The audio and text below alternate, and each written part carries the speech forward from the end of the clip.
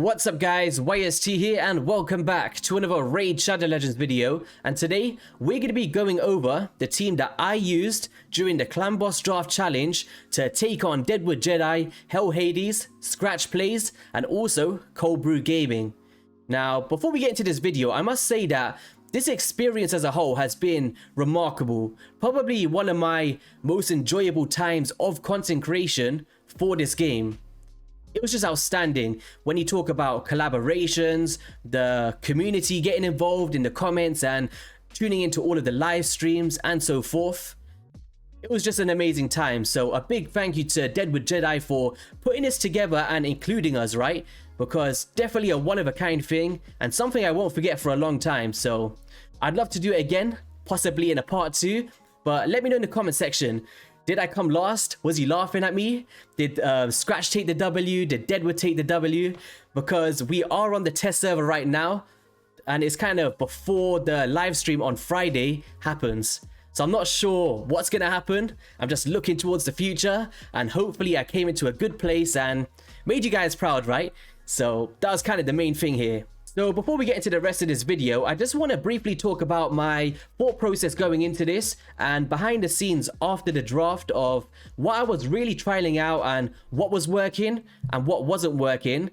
And obviously you all know which team I've got now, which is the Brogni Mancer at a 1-to-1 ratio speeds. And the reason why I went for that is I originally was going to go 2-to-1 and I really rushed at the chance for a 2-to-1 champ in Mashaud. But of course, Deadwood Jedi took that champion, so I was left with a Deacon Armstrong, which I actually did try after the draft. It was a good team, but it didn't reach the capabilities of the team that I'm showing today.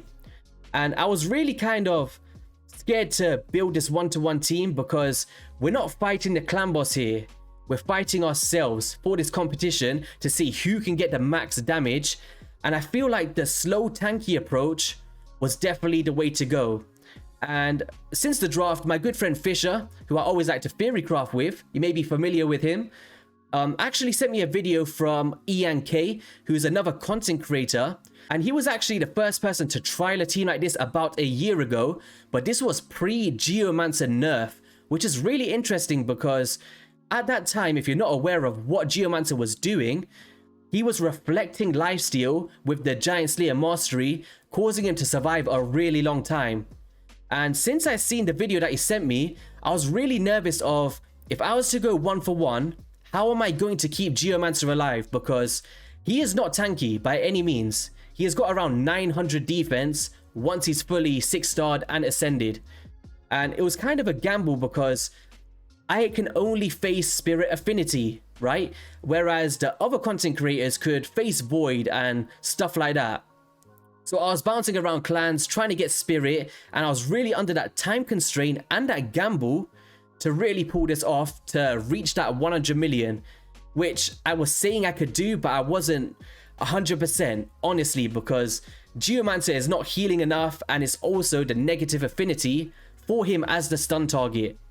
So as you've seen, it did pay out really nicely, but we'll get into that very soon. And last of all, I've actually got a special guest in IanK since post-draft, and I wanted to really sit and talk about his experiences with the team before Geomancer got nerfed, and to see how excited he is to see the same team performing in 2022 post-Geomancer nerf. So hopefully some of you guys can get some learning from this conversation. I really did find it interesting.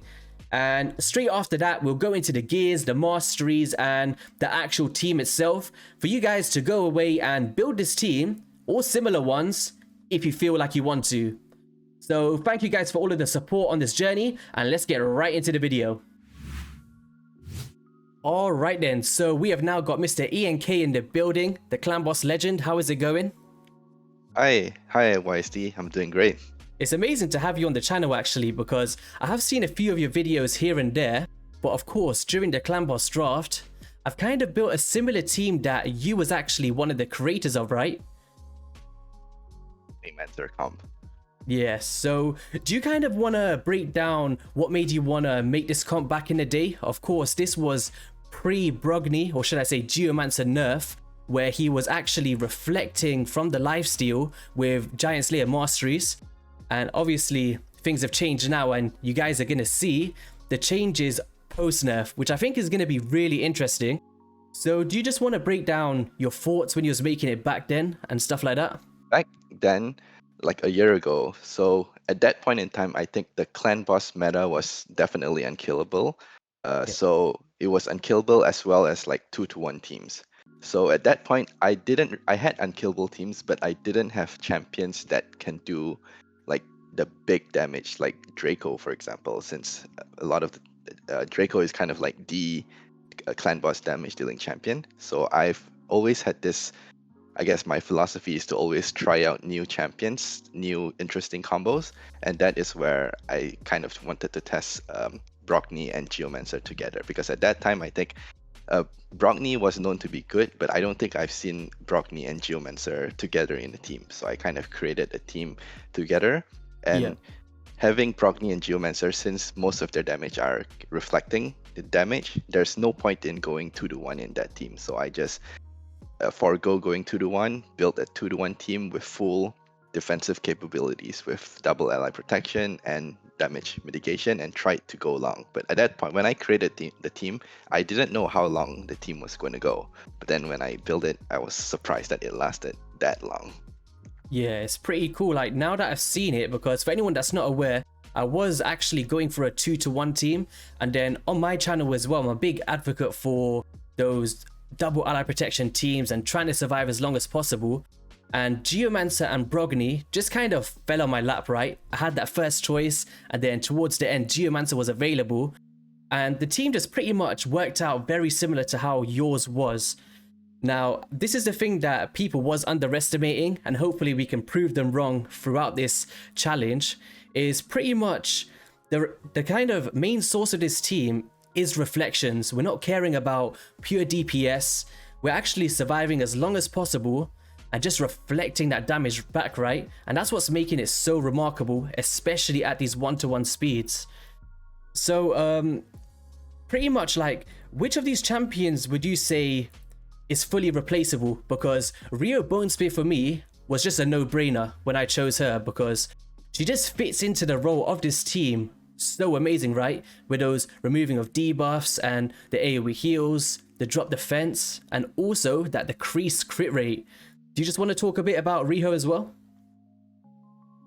Yeah, so Riho is like is a really important piece to this team, but she can be replaced. But obviously, if you replace her, the team will not function as well. You won't be able to last as long and perform as high damage. But she is replaceable if you kind of just want to build like a budget version of this team that could most likely 2-key, 1-key if you have good gear as well. So Yeah. the key to replacing Riho is actually any champion then can place a decreased defense and decreased attack on one ability. So that is the main replacement. And on the top of my head, I think Venomage can do that, as well as Stag. Yeah, that was kind of the one that I was going for first. I'm not sure if you've seen it on the live draft. It was actually a Venomage, and she actually has a damage mitigation, right, with that heal reduction, which is pretty sweet, and with the poisons, etc. The only kind of downside to that is you have a lot more of a chance of getting resisted, I guess, because you're placing it, you're hitting it instead of placing it, right? And she just has it all in one kit. So yeah, so pretty much Underpriest Brockney irreplaceable. Tyrant Ixlamore I think is just an outstanding choice. Now he's very underrated in my opinion, but if you was to go for another ally protection champion, I just want to see if you would pick similar to what I would.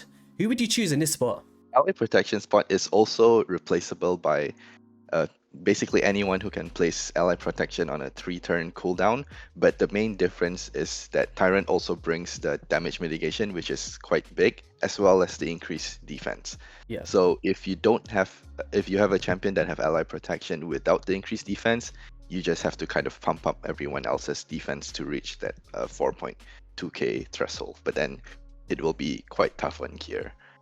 Yeah, for sure.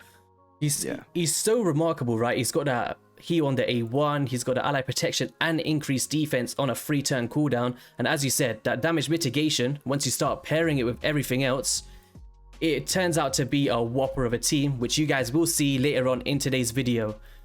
So yeah, basically I just wanted to get you on to obviously highlight that you was the original creator of this a year ago, and I want people to go and check out your channel. And do you just want to quickly break down what people can find on your channel if they're interested in going there? For sure. So my channel is mainly focused around Clan Boss. So I like to kind of experiment with different and new original Clan Boss teams and as champions as well. So I like to use champions that are not really meta, or you might find surprisingly works well in specific Clan Boss teams. So if you're interested in Clan Boss and some new unique ideas, feel free to subscribe to my channel and follow whatever I post, whatever new Clan Boss team I come up with.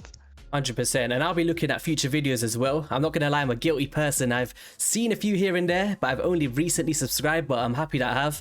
And I've been kind of watching a lot of your videos, and you seem to be a really smart dude, so props to you for what you're doing, and I'm looking forward to what you're bringing in the future, right? And make sure you guys go and drop a subscription and all of that good stuff on his channel, because he's doing amazing things in this community, right? And that's what the main thing is here for me anyway. So before we go into the later part of my video, do you just want to say what your record number was with this team before Geomancer got nerfed? Just before we get off here? Yeah, so if I remember correctly, I think I did about, maybe I just broke 130 mil, maybe 131-ish million with the lifesteal gear on Geomancer. But I have not tested the comp after the lifesteal gear nerf, so I am interested to find out what it can do right now. Yeah, it'll be a really cool contrast. I think you'll be pretty proud of it, I guess. Hopefully I've done it justice. There was a lot of tweaks that had to be made, but of course we're going to save that for once the reveal comes out and stuff. But yeah, it was a challenge for sure. In terms of what I seen you doing on your video after I found out that you created it, the gear is a lot more intensive, I will say that. And specific gear sets was also required on multiple champions. So hopefully you look forward to it, and yeah, thanks for coming on, man. I appreciate it. Thank you. You're welcome. Yeah, I appreciate you reaching out to me. Yeah, for sure. So yeah, once again, guys, go and subscribe to him. He deserves it. And we'll head back into the video. Let's go. Alright then, so I hope you guys found that chat between me and IanK very interesting, and I hope that he's proud of where the team has come in 2022, even though that Geomancer has pretty much been nerfed in terms of healing. Still an outstanding champion. Obviously, we're going to showcase that today, but in terms of what I needed to get the damage that he said he got back then, it wasn't going to happen post Geomancer nerf. So let's go over the gear and masteries of these champions. I don't want to carry this on too long because I believe the gear was showcased in the stream. So on our Underpriest, we actually have a Guardian set, and this basically absorbs 10% of damage inflicted to allied champions. And this is great once you start pairing it with multiple champions, because you get to survive those hits a bit better so our Geomancer can stay alive. It's really interesting because I wasn't battling against AoEs for my other champions. I was literally battling against keeping one champion alive, and that's pretty much what it came down to. So Underpriest Brogni, great champion.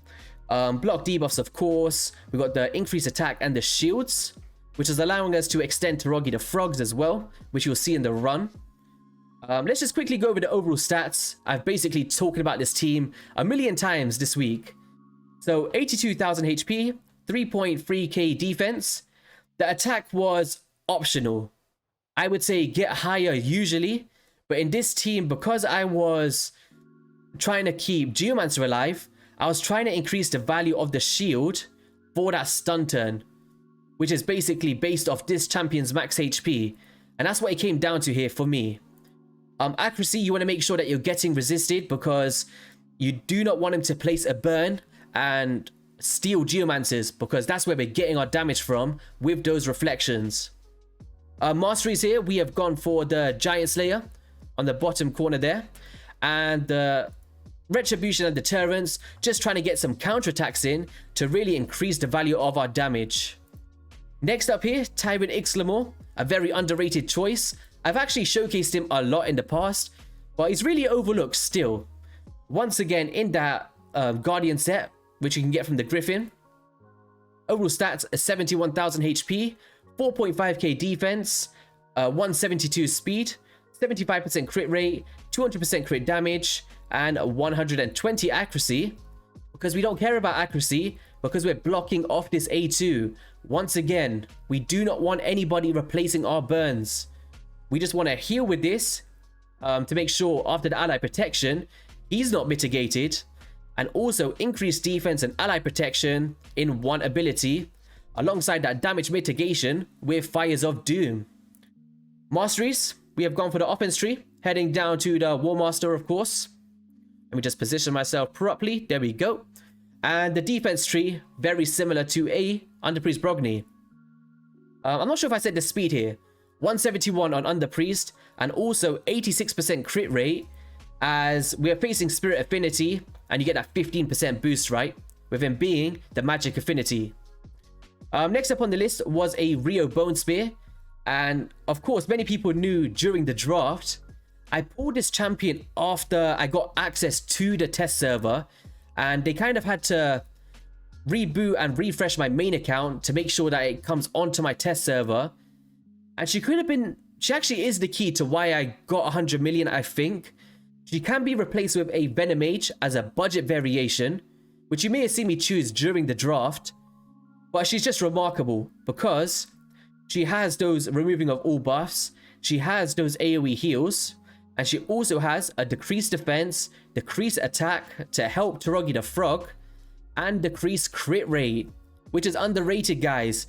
It's kind of not on a bunch of champions in this game that fits into clan boss teams, but if you can really bring it in, it has a huge role against a clan boss. Make sure that you survive those bad crits. Now, I wish I went Guardian on her, just couldn't make it work, but if you can, definitely try to get it on. But Stalwart, definitely the second best choice. Masteries, we've gone down to offense, down to War Master again, and the same kind of defense tree. Overall stats here, we have gone for 43,000 HP, 2.2k attack, 3.7k defense, 179 speed, 91% crit rate, 200% crit damage, and enough accuracy to place our debuffs. You may be sitting there thinking, if you go to support tree, you can extend the drop defense and stuff. Don't do it, because she also has a burn, and the way that we tune this is Geomancer places his burn, right? Rio follows after that, but because Geo has a free turn duration, she's gonna get resisted from that burn, and that's kind of the way that you can get around this. For anybody that's thinking, how are we making this work with the burns? Next up, man of the match, Mr. Controversial. I was very scared to think if he could work in 2022, especially when I'm trying to mid-max damage against these guys. And I tried Lifesteal. Well, I didn't try Lifesteal first. I tried Stalwart. I tried many gear sets, to be honest. And because he doesn't heal, I thought that the Lifesteal wouldn't be the best option. But it turns out it was when I was trying to get the high score. And the reason for it is, in the run, pretty much it came down to very single turns. And what do I mean by this? In the Masteries with Deterrence, my high score came from the stun turn. Now, you'll see in the run that I was relying on this counterattack to happen, and also for a War Master proc to happen as well, to be able to survive a full cycle of turns to get an extra million or two damage. So if he doesn't counterattack at that specific moment after like 105 turns, I'm resetting the run. And this is where all of my time and effort went into this build. So whilst we're on that, War Master and defense trees. And yeah, we've got him in that lifesteal set. I definitely highly recommend it in this team, even though he's not reflecting. And this is where it gets intensive, guys. 55,000 HP, almost 5,000 defense, bearing in mind, he's got a 925 defense on his base stats here. Do you know how hard it was to get 5,000? Then we got 181 speed, crit rate and crit damage I had to sacrifice to make this work, and 265 accuracy. It was hard, man. I have tried so... It looks simple now, of course, but when you're trying to test these things, every single run takes 20 minutes. Bear that in mind here, guys. And I think I've done 50 runs. Do the maths. It's crazy. I wish I had the counterattack accessories. I just don't have any on my account to optimize his stats as well. which is unfortunate. I think with that, I think I could have got 112 million personally. So an extra 5 million. So if I did lose by that, there you go. It could have been from accessories. And I also had, actually I'll speak about that later on. Let's go into Taraji the Frog before we go into the run. I'm rambling on a bit too much here. Where's Taraji? There he is. So Taraji the Frog also recommended in a Guardian set. We've got 91,000 HP, 3,000 defense, 176 speed, 47% crit rate, 107% crit damage, and the accuracy a bit overkill. I guess I could have went HP or something here, but he was surviving completely fine. Pretty much he's got ally protection, the shields to extend with a under priest. You block off this skill with presets and decrease attack on the A1. Masteries, support tree to try and extend the decrease attack, and also the poison debuffs once he's being hit, which is kind of where I'm getting a lot of damage here with this passive. Alright then, so pretty much with this team, it's very slow, right? So you missed that first turn, which is all good. And then you just want to open up here with the A2 ability, which is going to strip the buff from the increased attack. Then you want to open up with that A3 ability on Rio Bone Spear, followed by the A3 of Taraji, A1 with Tyrant, and then we're extending our shield with a Under Priest Brogni. Then on the second cycle here, you just want to do an A1 with Geomancer, A1 on Riho, A1 again here, A1 again, and just click auto. This was the best tune to optimize damage. As I said, I tried 4-to-3 ratios teams where I was cycling the abilities of Tyrant and Taraji. Got around 90 million. It did pretty well, right? But obviously I'm fighting these guys and I really wanted to mid-max here. And this slow speed allowed me to up my defense, up my damage stats, and really push the numbers post Geomancer nerf. What else can I say about this team? The poison debuffs from Taraji is really underrated here. It's just outstanding because it's based off the amount of times that he's hit. And because we're facing Spirit, that's pretty much 4 potential times to place a poison debuff. It's just a remarkable team, guys. And look at the reflections on all of those damages. It's insane, and loads of people weirdly underestimated this team, guys. Because I think the kind of thing that people missed up on here is that we're not dealing raw damage like the other competitors' teams. We're relying on the reflection of damage, and the longer that we last, the more we can reflect, leading to the more damage. If you was going to take this team into Void, I would guesstimate around a very comfortable 2 key if you just got average gear. Bearing in mind, this is really min-maxing, right? Spirit Affinity, of course, you're going to see the best value, and Force stun targets may be an issue, but as long as you potentially just tune your Rio Bone Spear to cleanse stuff, should be completely fine as well, alongside the block debuffs. Yeah, it's basically going to be stun targets if you want to take into other affinities, but I think it will still perform really well. So I'll let you guys watch the rest of this run. I'll come back to you towards the final bit of the damage so we can break that down, and let's get into it.